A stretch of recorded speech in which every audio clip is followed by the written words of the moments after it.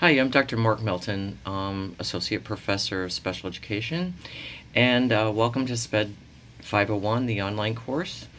Let's start with a couple of apologies. This is the first time I've done an online course, and there were a couple things that I didn't realize until after the course began. And one of those is that in the past, I've done some online teaching, although not a full online course. And I didn't put locks on my assignments. So when people started writing and telling me the assignments were locked, I have had some training on Desire to Learn, or D2L, but I didn't want to mess it up because I knew I needed to get you online as fast as possible. So I got with the tech people as quickly as I could to unlock everything. So I hope that you're finding everything you need there now, and that everything is open and available, and if it is not, you can let me know. Also, frankly, I forgot. I probably should have done a video in the beginning so you could see who I am, and for me to just welcome you and tell you that I really like this course a lot, because it is the beginning of our special education sequence in many ways, and it's probably one of the more important courses that we offer, in that understanding developmental disabilities in terms of being able to diagnose it, as well as to be able to understand the behaviors and the developmental trajectories of children with special needs.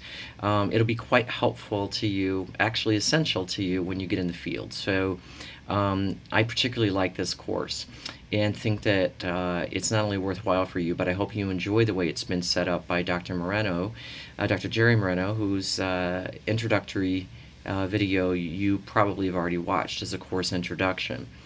I just want to go over like 2 or 3 things, and I've sent this to you in email, but I want to make it really clear so there's no misunderstandings. Frankly, I couldn't understand why people kept writing me about deadlines, because I said to you that I wanted this to be a self-paced course, so that you could work as you desire to work, get things done as you know, meets your schedule, which I think is one of the gifts of being online. However, I didn't realize until today, when I met with the chair, she wanted to make sure it was going okay, and as we were talking, I realized that number one, on one of the modules, I still had a due date on it. And secondly, I had a sentence, well, I didn't have it, it was already there, a sentence that says no late submissions accepted. Well, there's not exactly late submissions, and so that was probably very confusing.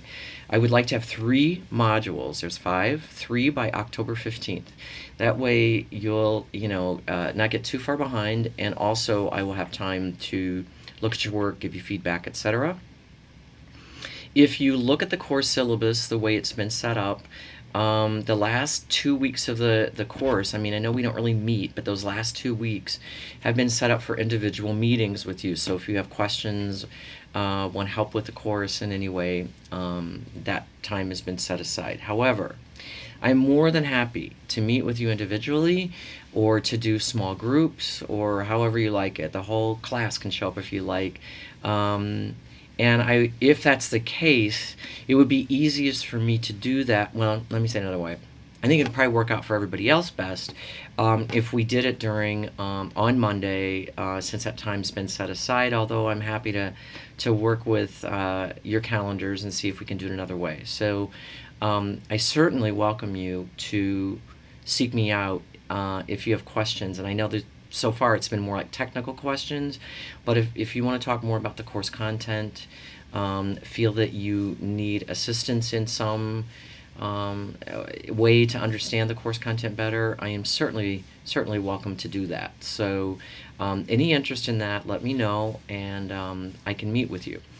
The last thing is, I will just tell you, I am so ADD. One of the ways I compensate for it, I am absolutely terrible at missing emails. I am terrible. I think I've checked it. I think I've answered everything, and there's always something I didn't answer. My text number, which I've sent you already, but again, is 312-607-7007. You are more than welcome to text me, and generally students use my text number in two ways. One is to ask me quick questions that I can just answer briefly, or to ask me to call them so that we can chat about something. The other one is that oftentimes people will just alert me that they've sent me an email for which they need a response in a timely manner, and I'm just real cool with being reminded. Okay, I always tell people, as you learn in this field, we work with accommodations and for students to make the curriculum accessible. My accommodation for me is text. So you are always free to text me if you have any questions, or you want to direct me to my email so that I'll answer something for you. I don't think I have anything else to share with you now, except that I just wanted to say face-to-face with you, welcome, and also face-to-face with you that I'm just not a real punishing professor. So I know that there's been some issues in the beginning. You're not going to be penalized for what appeared to be late submissions. Also, Dr. Moreno gave you a very thorough guide in terms of how to organize or create the slideshows, etc. But certainly if you are confused, or something doesn't make sense to you in some way, or you're overwhelmed by a requirement, we're here to help you, and I'm here to help you in particular, so please let me know that. So it's Friday before Labor Day, so hope you have a great weekend, a good holiday, and I'll look forward to hearing with you, and most especially looking at your work and reviewing that as we learn together in SPED 501. Thanks.